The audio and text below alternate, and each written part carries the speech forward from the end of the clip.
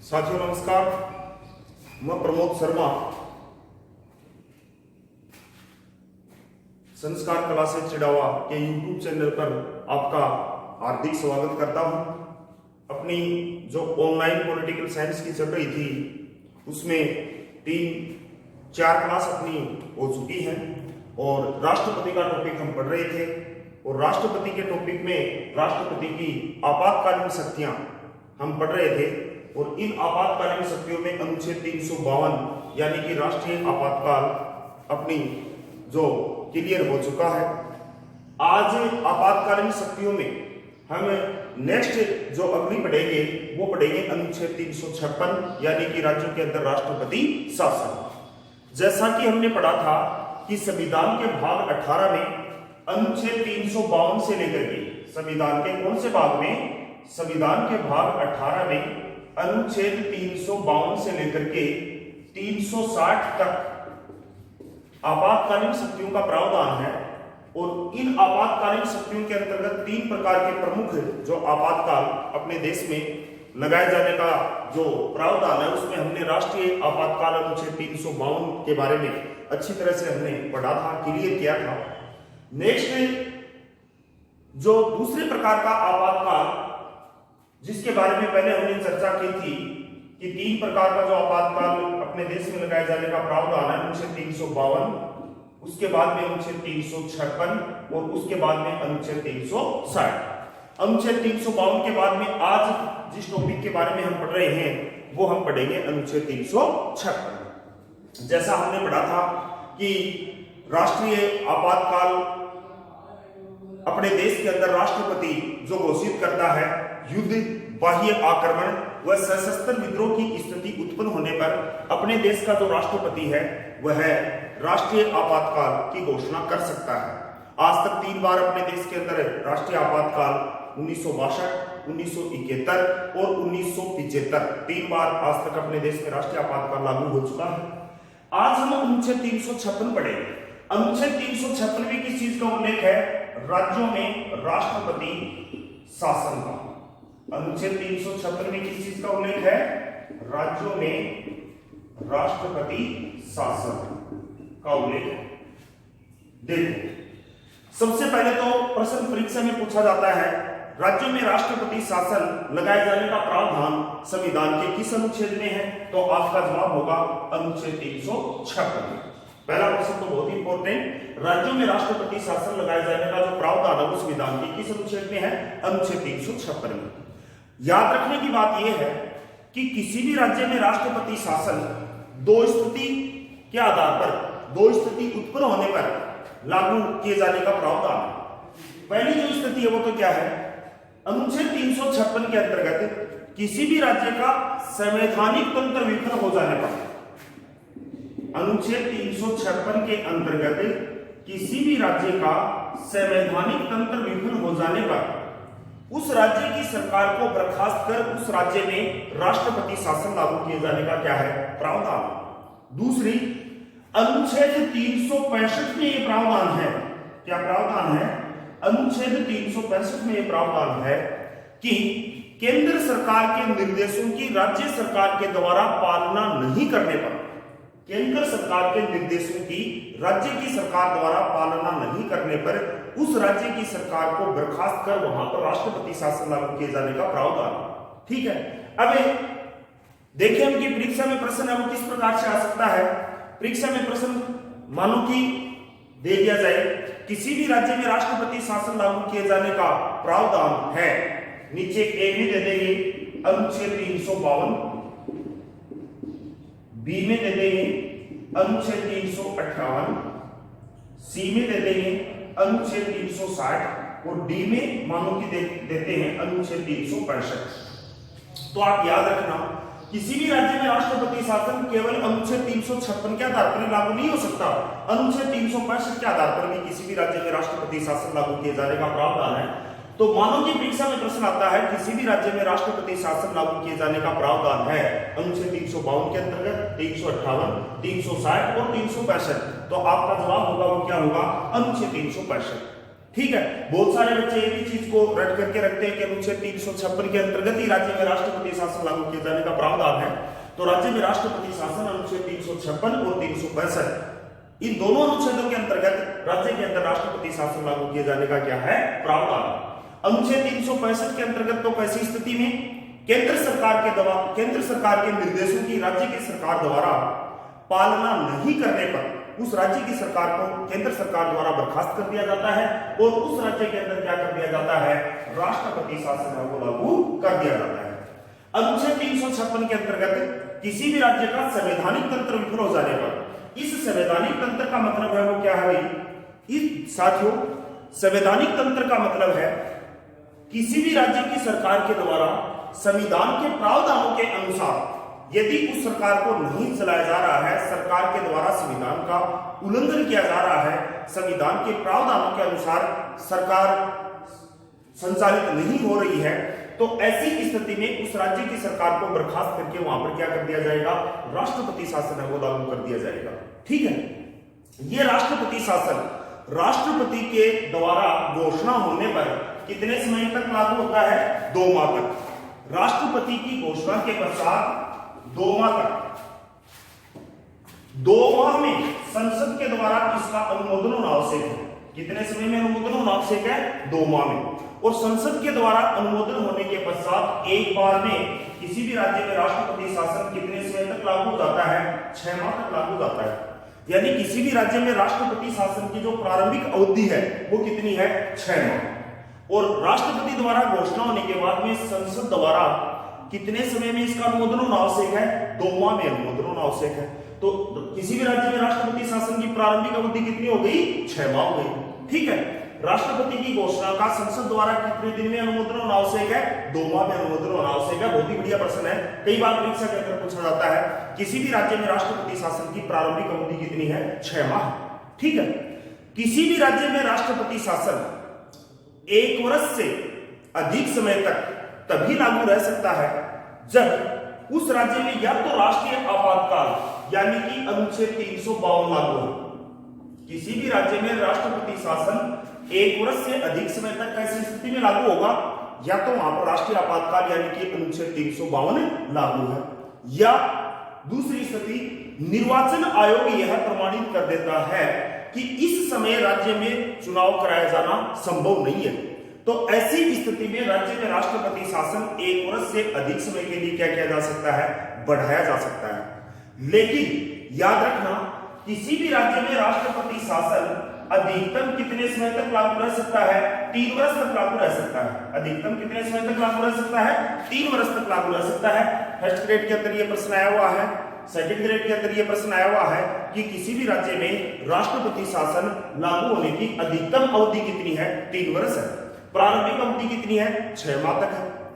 1 वर्ष से अधिक समय तक कैसी स्थिति में लागू हो सकता है राज्य में राष्ट्रपति शासन, या तो वहां पर अनुच्छेद 352 लागू है, या फिर उस राज्य के अंदर निर्वाचन आयोग द्वारा यह घोषणा कर दी जाती है कि यहां पर चुनाव कराया जाना संभव नहीं है।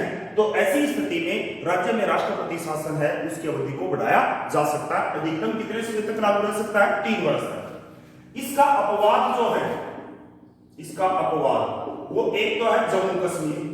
जम्मू कश्मीर में आज तक सबसे अधिक 6 वर्ष तक राष्ट्रपति शासन लागू रहा। इसका अपवाद है वो एक तो है जम्मू कश्मीर। जम्मू कश्मीर में आज तक सबसे अधिक कितने समय तक लागू रहा है, 6 वर्ष तक। और दूसरे नंबर पर यदि हम चर्चा करें तो राज्य की बात करें तो पंजाब में कितने समय तक, 5 वर्ष तक लागू रहा है।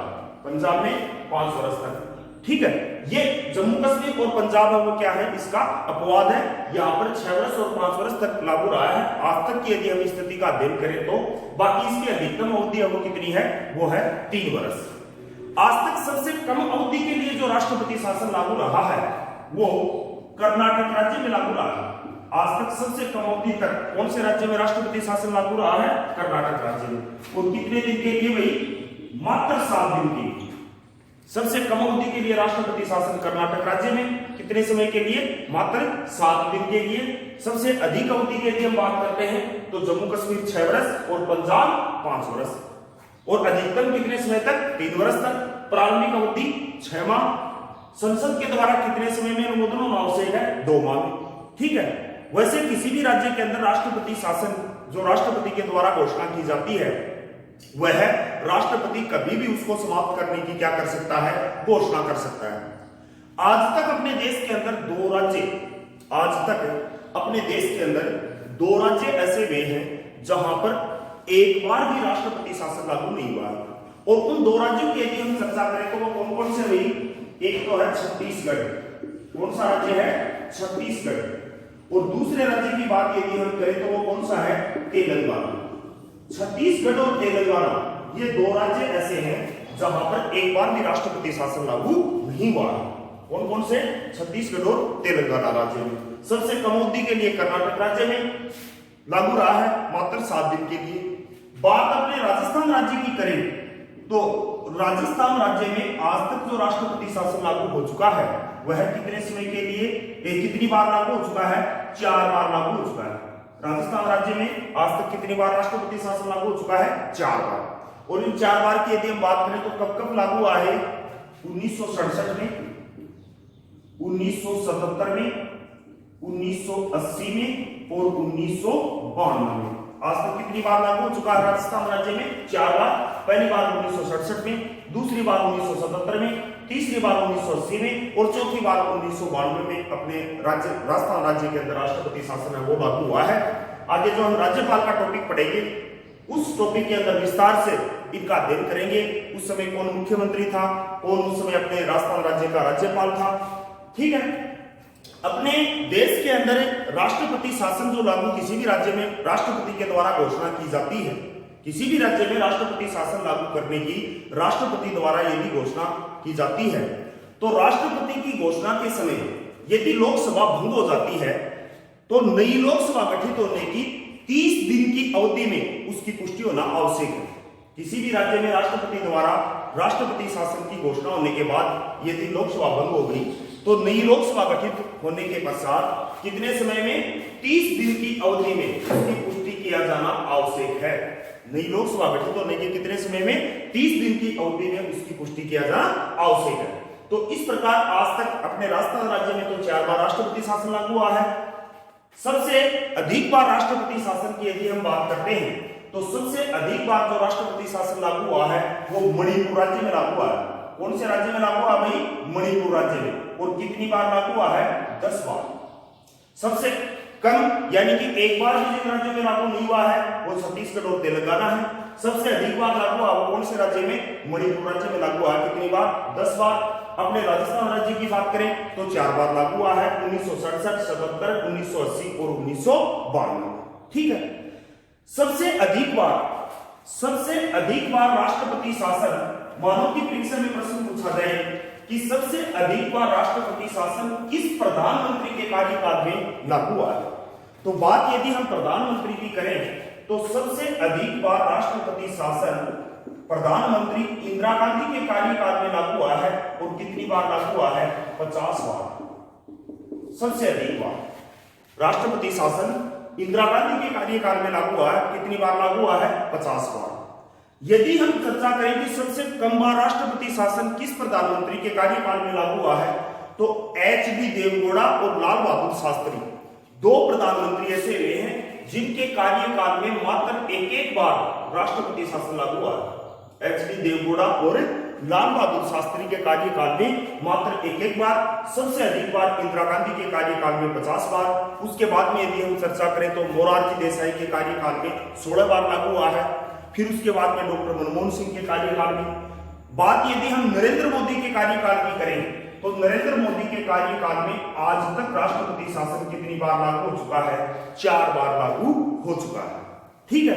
किसी भी राज्य में राष्ट्रपति शासन जो लागू होता है उस समय उस राज्य का जो राज्यपाल होता है वह केंद्र सरकार के प्रतिनिधि के रूप में क्या करता है? कार्य करता है, यानी उसके एजेंट के रूप में कार्य करता है। किसी भी राज्य के अंदर राष्ट्रपति शासन लागू होने से पहले उस राज्य की स्थिति के बारे में राज्यपाल राष्ट्रपति को एक प्रस्ताव भेजता है। राष्ट्रपति उसकी जांच करवाता है और यदि वो सही पाया जाता है तो उस राज्य की सरकार को बर्खास्त करके वहां पर क्या किया जाता है?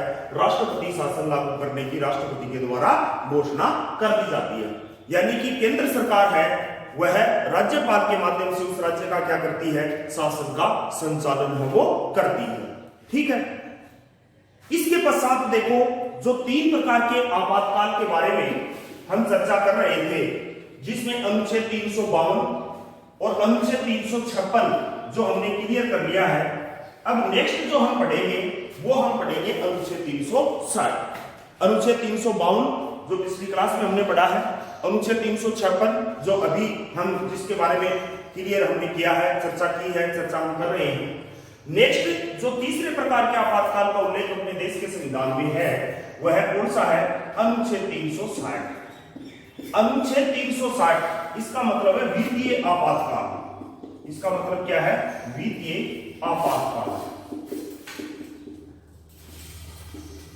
वित्तीय आपातकाल का जो प्रावधान है यह है अपने देश के संविधान में संयुक्त राज्य अमेरिका के संविधान से लिया गया है। वित्तीय आपातकाल का प्रावधान किस देश के संविधान से लिया गया है, संयुक्त राज्य अमेरिका के संविधान से लिया गया है। अपने देश की आर्थिक स्थिति खराब हो जाने पर, अपने देश में वित्तीय संकट की स्थिति पैदा हो जाने पर अपने देश का जो राष्ट्रपति है वो क्या कर सकता है, अनुच्छेद 360 के अंतर्गत वित्तीय आपातकाल की घोषणा कर सकता है। इस वित्तीय आपातकाल की घोषणा का संसद के द्वारा 2 माह में अनुमोदन होना आवश्यक है। कितने समय में अनुमोदन होना आवश्यक है, 2 माह में संसद के द्वारा इसका अनुमोदन होना आवश्यक है। और यह वित्तीय आपातकाल एक बार लागू होने के बाद में अधिकतम कितने भी समय तक क्या रह सकता है, लागू रह सकता है। संसद द्वारा 2 माह में इसका साधारण बहुमत से अनुमोदन होना आवश्यक है और एक बार लागू होने के बाद में अधिकतम कितने भी समय तक ये क्या रह सकता है, लागू रह सकता है।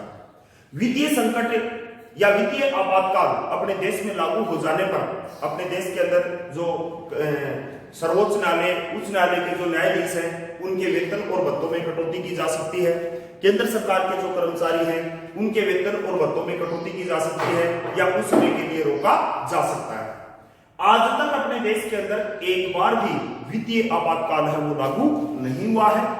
1991 में आज तक, कई बार ये परीक्षा में प्रश्न पूछा जाता है कि आज तक भारत में वित्तीय आपातकाल कितनी बार लागू हो चुका है, तो आज तक अपने देश के अंदर वित्तीय आपातकाल है वो एक बार भी लागू नहीं हुआ।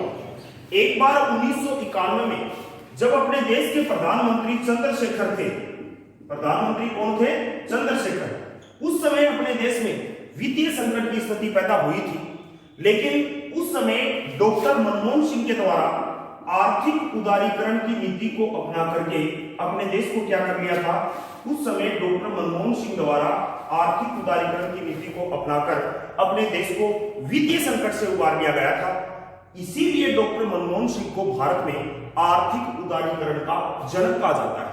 भारत में आर्थिक उदारीकरण का जनक किसे कहा जाता है, डॉक्टर मनमोहन सिंह को। ये वही डॉक्टर मनमोहन सिंह है जो अपने देश के पूर्व प्रधानमंत्री रहे हैं 2070 तक, यानी कि 2004 से 2014 तक यूपीए की जो गवर्नमेंट थी उसमें अपने देश के प्रधानमंत्री रहे थे।